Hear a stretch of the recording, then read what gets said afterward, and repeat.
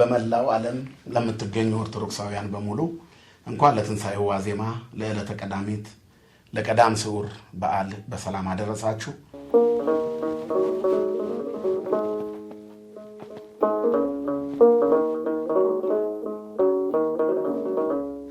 ይህች ቀን በጣም የተለየች ቀን ናት።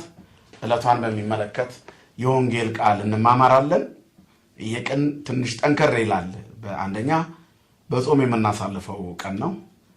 ከዛ ሁለተኛ የናፍቆት ቀን ነው። ትንሣኤውን የምንናፍቅበት ቀን ነው። ከዚያ ውጭ ደግሞ የስቅለቱ ድባብ ከደቀ መዛሙርቱ አይምሮ ያልጠፋበት ቀን፣ ነገር ግን የአይሁድ ሰንበት ገብቶ እንደ ትእዛዙ በራቸውን የዘጉበት ቀን ነው። የምስራችሁን ድምፅ ለመስማት የተወሰኑ ሰዓታት የቀራቸው ጊዜ ላይ ነው ያሉ። እኛም የትንሣኤውን በረከት በስርዓት ለመስማት በሰዓታት የሚቆጠሩ ጊዜዎችን የምንጠባበቅበት ሰዓት ላይ ነው፣ ጊዜ ወቅት ላይ ነው ያለ ነው። እያንዳንዱ ሰዓትና ጊዜ የተለየ ድባብ በአእምሯችን ይፈጥራል። እግዚአብሔር ለብርሃነ ትንሣኤው በሰላም ያደርሰን። ተድላና ደስታ ሳታበዙ ገና ብዙ በሀገራችን መፈታት ያለባቸው ችግሮች ስላሉ በመንፈሳዊ መረጋጋትና እግዚአብሔርን በመጠበቅ ህይወት ውስጥ ሆናችሁ ትንሣኤውን በደስታ እንድታከብሩ ያስፈልጋል። እግዚአብሔር ሁላችንንም ይርዳን። ገብረ ሰላም በመስቀሉ ትንሣኤው አግሃደ። በዚህ ቀን ከሚነገሩት የቤተ ክርስቲያን ወይንም የአገልግሎት ቃላቶች መካከል የቤተ ክርስቲያናችን ድምፆች መካከል አንዱ የካህናቱ የብስራት ድምፅ ነው። ይህም ገብረ ሰላም በመስቀሉ ትንሣኤው አግሃደ፣ በመስቀሉ ሰላምን አደረገ ትንሣኤውንም ገለጠ የሚል ነው። እግዚአብሔር ብርሃነ ትንሣኤውን እንደገለጠ በመስቀሉ ሰላምን እንዳደረገ ነው እና ቃጭላቸውን እየመቱ ገብረ ሰላም እየዘመሩ ካህናቱ ለምለም ቄጠማ እየሰጡ የሚያሳልፉበት ስለሆነ ቀዳሚት የየራሷ ስም ይሰጣታል። እንግዲህ አርብን እንዴት እንዳሳለፍን ታውቃላችሁ። ከባድ ወቅት ነው። የቤተ ክርስቲያኒቱም ስርዓት በጣም ከባድ ነው።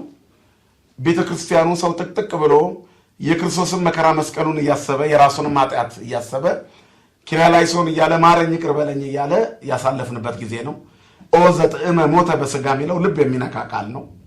በስጋ ሞትን ቀመሰ ነው። የማይሞተው ሞተ ለኛ ሞትን ይሽር ዘንድ የአይሁድን ጭካኔ የሰው ልጆችን ግፍና ፍርሃት እግዚአብሔር ሰውን እስኪ ድረስ እንደወደደው ፍቅር ከሰማይ ለሞት እንደላከው የመጣበትንም ዓላማ እግዚአብሔር እኛን በማዳን እንዳጠናቀቀ የምናይበት የምንማርበት የትምህርታችን ክፍል ነውና አርብ በጣም ከባድ ቀን ነው፣ ግን ለእኛ ደግሞ የነፃነት ቀናችን ነው። አርብ አይሁድ ሲታሰሩ፣ አሳሪዎቹ በኃጢአት ሲታሰሩ፣ የታሰረው ክርስቶስ ግን በመስቀል ላይ ውሎ ዓለምን ሁሉ ከመርገም ከኃጢአት ከበደል ፈታው እና የጥላቻ ንግግሮች ሁሉ ወደ መስቀል ተረጩ። ትላንትና እንደተማማር ነው የፍቅር ንግግሮችና የቅርታ ቃላት ከመስቀል ጎረፉ። ከዚህ በኋላ አይኖቻችን ሁልጊዜ ከቀራኔው በሚነግዱት ወርቃማ ቃላቶች ይሞላሉ። የይቅር ባዩ አምላክ ልጆች በይቅርታ ይኖራሉ። የመሐሪውና የደጉ አምላክ ልጆች በደግነት ይኖራሉ። ወንበዴውን የማረበት የክርስቶስ የልጅነት መንፈስ በእኛ ላይ ሲጋባ ሲተላለፍብን ከፍተኛ በደል ያደረጉብንን ሰዎች ይቅርታ በማድረግ እናልፋለን። የገረፉትና የቸነከሩትን መከራ ያበዙበትን በአባቱ ፊት ይቅርታ አድርጎ ለአባቱም ይቅርታ የጠየቀበት መንገድ የሚደንቅ ነው እና በእያንዳንዱ ቃላቶች ውስጥ ክርስቶስ የሚናገረው የፍቅር ቃላቶች ነበሩ። መጠማቱ፣ የሰው ልጆች ፍቅር መጠማቱ፣ ተፈጸመ ማለቱ፣ የአዳም የመከራ ዘመን መፈጸሙ፣ በአካለ ነፍስ ወደ ሲኦል ወርዶ በወህኒ ላሉት ነፍሳት ሰበከላቸው። የዛሬዋ ቀን ቅዳሜዋ ከአርብ ጋር ስናያይዘው ልዩ ነው። በመጨረሻ ሁላችንም ክርስቶስ ከተሰቀለ በኋላ ወደ አዲስ መቃብር ከገባ በኋላ ለይሁዳ ወልዱ ወለውሉደ ውሉዱ ይደምሰስ ብለን ጧፍ ተይዞ ይመታል።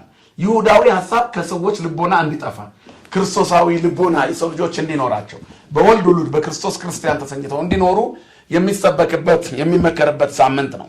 እናም ክርስቶስ ከመስቀል ወረደ። በእመቤታችን ደረት ላይ ያስደገፉት።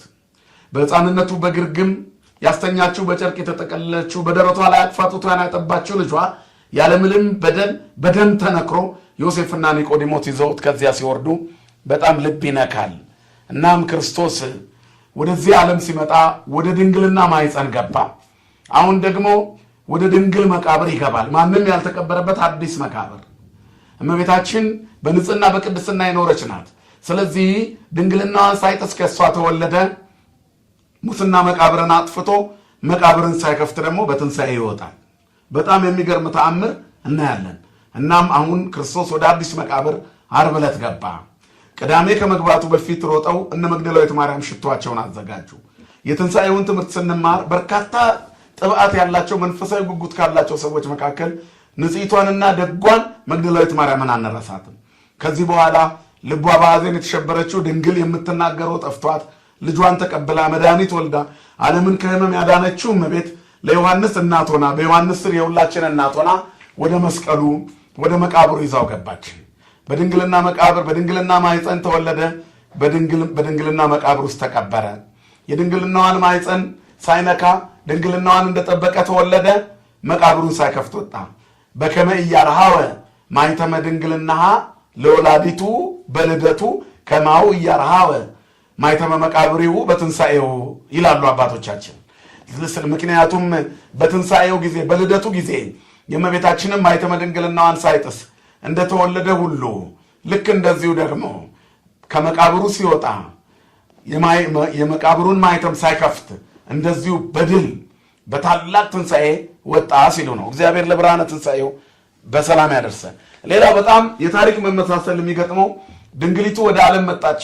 ክርስቶስ በድንግል ማኅፀን ውስጥ ተጸነሰ። በየጥቂቱ 9 ወር ከ5 ቀን ተቀመጠ። ድንግሊቱን ይጠብቅ የነበረው ሰው አረጋዊ ዮሴፍ የሚባል ዘመዷ ነበረ። ከቤተ መቅደስ በወጣበት ዕጣ ንሳ ካላሰናበተ አትንካ ብለውት ለዮሴፍ ሰጡት። ኦ ዮሴፍ ኢትርሳ ነሲኦታ ለማርያም ፍርትከ ብሎት ነበር መልአክ። እናም በጸነሰች ጊዜ በስውር ሊተዋት ሞክሮ ነበረ። መልአክ ተገልጦ እጮኛ ማርያምን ልትወስዳት አትፍራ ብሎት ነበር። እጮኛ የሚለው ቃል እዚህ ጋር ጠባቂ እንደሆነ በብዙ መልኩ ተብራርቷል። ወደፊትም በወንጌል ሲብራራ ይኖራል። አረጋዊ ዮሴፍ እመቤታችንን ጠበቀ። በድንግልና ጸንሳ በድንግልና ወለደችው። እግዚአብሔር ወደዚህ ዓለም ሲመጣ የገባበት ንጹሕ ማኅፀን፣ በድንግልና የተጠበቀ ማኅፀን፣ በቅድስና የተጠበቀ የእመቤታችን ማኅፀን ውስጥ ሲመጣ የድንግሊቱ ጠባቂ ዮሴፍ ነበረ። እግዚአብሔር ሞቶ ለሰው ልጆች ሞትን ሞቶ ወደ መቃብር ሲወርድ ደግሞ የተቀበረበት ስፍራ አርማትያሱ ዮሴፍ የመቃብሩ ባለቤት ነበረ። ይገርማል። ሁለቱንም የጠበቁት ሰዎች ዮሴፎች ናቸው። ክርስቶስ የመጣበት መንገድ አስተማሪና ድንቅ ነው። ስለዚህ በድንግልና ተወለደ፣ በዝግ መቃብር ወጣ። ከትንሣኤው በኋላ ደግሞ በዝግ ቤት ውስጥ ገብቶ ሰላም ለእናንተ ይሁን ይላል። የተዘጋ መቃብር ውስጥ መግባቱ እና ሳያስከፍት መውጣቱ የሚደንቅ ነው። ነገር ግን ከሁሉ የሚደንቀኝ ይላል አባ ጊዮርጊስ ዘጋስጫ፣ እኔን የሚደንቀኝ በዝግ ቤት መገኘቱም አይደለም፣ እንደገና በተዘጋ መቃብር ውስጥ ሳያስከፍት በትንሣኤው መውጣቱ አይደለም፣ ድንግልናዋን ጠብቆ ከእመቤታችን ማኅፀን ሰው መሆኑ፣ የድንግሊቱ የንጽህና ነገር በጣም የሚደንቀኝ ነው ይላል። እውነት ነው። ክርስቶስ ከእመቤታችን ከሥጋዋ ሥጋ ከነፍሷ ነፍስ ነስቶ በንጹሕ ድንግልናዋ ተጸንሶ ተወለደ። ከዚያ በኋላ ዓለም አልተቀበለችውምና ዓለምን ያዳን ዘንድ ማንም ወዳልተቀበረበት ወደ አዲስ መቃብር፣ ማንም ወዳልተወለደበት ወደ አዲስ ማኅፀን መጣ። በድንግልና ወዳለ ማንም ወዳልተቀበረበት ወደ አዲስ መቃብር ገባ። በዝግ መቃብር ውስጥ ቆይቶ ከዚያ ሳያስከፍት ይነሳል። በተዘጋ ቤት ውስጥ ደግሞ ሰላም ለእናንተ ይሁን ይላል። ይሄ በታሪክ ውስጥ ሊደገም የማይችል ክርስቶስ ያደረገው ድንቅ ስራ ነው። ለሰው ልጆች ለሌሎች ለመሞት በሌላ ሰው መቃብር ተቀበረ። የአህያ ውርንጫ እና አህያ ተውሶ ወደ ኢየሩሳሌም የገባው መድኃኒት መቃብር ተውሶ ተቀበረ። ሁሉ በሱ የሆነ አዚ ዓለም በእራሁ ኩሉ ውስተ እዴሁ ይጸውር ድደ ወይነብር ጠፈረ መሰረተ ዓለም እንዲል ዓለምን የመሰረተ ሰማይን በስንዝር የሚለካ ዙፋኑ ከጥንት ጀምሮ የጸና ሰማይ ዙፋኑ ምድር የእግሩ መርገጫ የሆነች ዓለምን በጣቱ የያዘ ሁሉ በእጁ የሆነ እግዚአብሔር በትንሽዬ በአንዲስ መቃብር ውስጥ ተቀበረ። እኛ ካለንበት ከሞት መንጋጋ እንድንወጣ እግዚአብሔር ወደ መቃብር ገባ። ስሙ ለዘላለም የተመሰገነ ይሁን። ሌላው የሚደንቀው ክርስቶስ የተቀበረበት ስፍራ የአትክልት ስፍራ፣ አረንጓዴ ስፍራ፣ ለምለም ስፍራ ነበረ ይለናል ዮሐንስ ወንጌል ምዕራፍ 19 ቁጥር 41። ክርስቶስ የተቀበረው ወይንም ወደ መቃብር የወረደበት ስፍራ የአትክልት ስፍራ፣ አረንጓዴ ስፍራ ነበረ። በአትክልቱ ቦታ በለምለሙ ስፍራ የካደውን አዳምን ያስታውሰናል። አዳም የጠፋው አትክልት ቦታ ላይ ነበር። ክርስቶስ ሊፈልገው ወደ ሞት መቃብር ወደ አትክልት ቦታ መጣ። በለመለመው ስፍራ መታገስ ላቃታቸው ለደቀ መዛሙርቱ ትግሁ ወጸልዩ ከመ ይትባኡ ውስተ መንሱት ብሏቸው ነበር። ከትላንትና ወዲያ ማታ ከመያዙ በፊት በለምለም ስፍራ ላይ ጸለየ። ምክንያቱም በለምለም ስፍራ ላይ ለጠፋው አዳም አሁን ደግሞ እንደገና በለመለመ መቃብር ተቀበረ።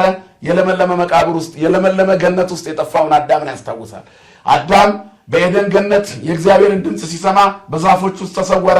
እግዚአብሔርም በለስ በልቶ የተራቆተውን አዳም አይቴ ሀሎከ አዳም ብሎታል። አዳም ወዴት ነህ ብሎታል። ራቁቴን ስለሆንኩ ፈራሁ ብሎ ዛፍ ተደበቀ።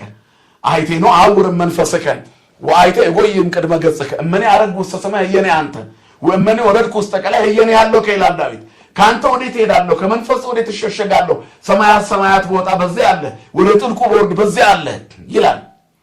በሁሉ የሚገኘውን አምላክ ክርስቶስ የሰራዊት አባት እግዚአብሔር በሁሉ የሚገኘው አምላክ እሱን ለመደበቅ አዳም ስለሰነፈ አይምሮም ስለሰነፈበት እግዚአብሔርን የማወቅ ጥበቡ ስለጠፋበት በገነት ተደበቀ ጓሮ።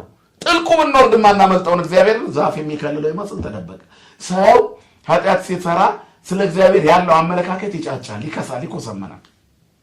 የሰው ልጆች እግዚአብሔር ማን እንደሆነ መገንዘብ የሚያቅታቸው ፍጹም የኃጢአት ባህሩ ሲዘልቁ ነው። ካልበለዚያ ግን ከህሊና የተነሳ እግዚአብሔር የት እንዳለ እግዚአብሔር ሙሉ በኩል ነው። እግዚአብሔር ሁሉን ቻይ እንደሆነ ማወቅ ማንም አይሳነውም። ስለዚህ ኃጢአት ሰርተን ከመጫጨት እግዚአብሔር ይሰውረን። እናም በአትክልቱ ቦታ የጠፋውን አዳም ፍለጋ እግዚአብሔር በአትክልቱ ቦታ ተቀበረ። ከዚያ በዕለተ ቀዳሚት በዚች ቀን በመቃብር ውስጥ አረፈ። እጅግ በጣም በጣም በጣም ልብ የሚነካው የዛሬው ቀን አምላካችን እግዚአብሔር በከርሰ መቃብር አለ። ዓርብ ዕለት ነፍሱን በፈቃዱ አሳልፎ ከሰጠ በኋላ በአካለ ነፍስ ወደ ሲኦል ወርዶ ሰላም ለእናንተ ይሁን ብሎ ሲኦልን ባዶ አድርጓል። አሁን ቅዳሜ ትለያለች፣ ሲኦል ባዶ ናት። ቅዳሜ ትለያለች፣ ገነት ጥቅጥቅ ብላ ሞልታለች፣ ለምለም ናት። ለዚህ ነው ለምለም ቄጠማ ይዘን የምንሄድበት ምክንያት። ስለዚህ ገብረ ሰላም በመስቀሉ ትንሣኤ ዋጋደ፣ ትንሣኤውን ይገልጥ ዘንድ በመስቀሉ ሰላምን አደረገ ይላል። ክርስቶስ በመቃብር አረፈ። በመጀመሪያው በጥንተ ተፈጥሮ እግዚአብሔር ዓለምን ፈጠረ። ዓርብ ዕለት ሰውን ሰራና ቅዳሜ አረፈ። በአዲስ ተፈጥሮ ደግሞ የፈረሰውን ያንን ሰው በቀራንዮ ላይ በደሙ እንደገና ፈጥሮ ሰራውና ቅዳሜ በመቃብር አረፈ። ያን ጊዜ ከመፍጠር አረፈ።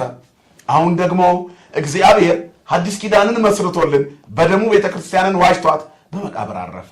የረፍቱ ሁኔታ ይለያያል። ባለፈው ዓለምን በፈጠረበት ፍጥረቱ በሚደንቅ ጥበብ እግዚአብሔር አረፈ፣ ሰንበትን ቀደሰው። አሁን ደግሞ የኦሪትን ሰንበት ቅዳሜን ሻረው፣ ስዑር ቅዳሜ ይባላል ይሄ ቅዳሜ።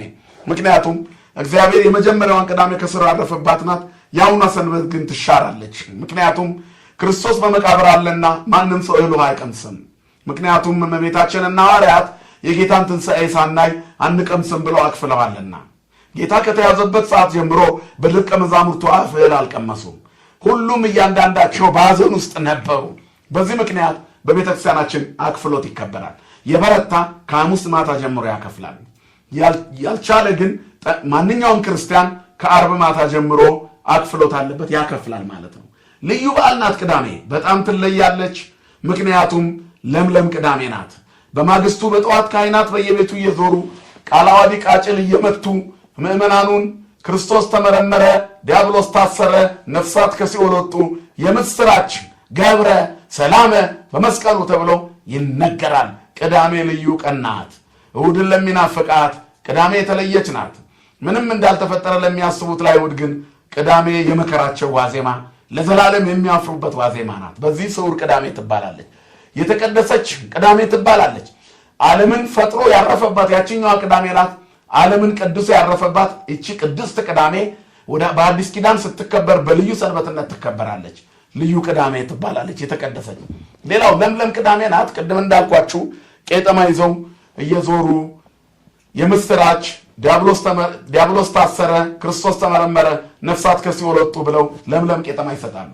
ኖህ የጥፋቷ በምድር ላይ ከጎደለ በኋላ ርግብን ልኳት የለመለመ ቄጠማ ይዛለት መታ የጥፋቷ ገድሏል ከመርከብ ውጡ እንዳለቻቸው ሁሉ የሰው ልጆች በሙሉ ከኦሪት ወደ አዲስ ከብልየት ወደ አዲስ እንዲወጡ ከመርገም ወደ ነፃነት እንዲወጡ ከእስራት ወደ መፈታት እንዲወጡ የምስራችሁን የሚያበስሩ የካህናት ቄጠማ ይሰጣል። ክርስቶስ አክሊለ ሦክ በራሱ ላይ አስሮ እኛ ግን የክብር ዘውድ እንድንደፋ ሰጥቶናልና ለምለም ቄጠማ የትንሣኤው ዋዜማ ልዩ ምልክት ራሳችን ላይ እናስራለን። እናም ይቺ ቅዳሜ የተለየች ቅድስት ንጽሕት ለምለም ነገር ግን የተሻረች በሰንበት ቀን አይጾምም ስዑር ቅዳሜ ትባላለች።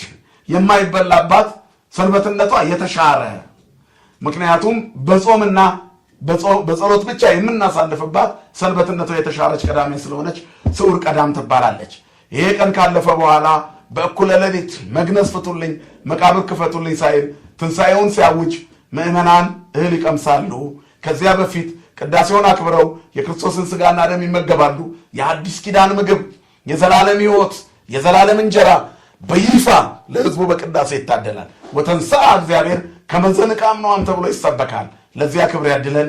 ሥጋውን በልተን ደሙን ጠጥተን የመንግሥቱ ዜጎች እንድንሆን እሱ ባለቤቱ ይርዳን። ይቆየን። ወስብሐት ለእግዚአብሔር።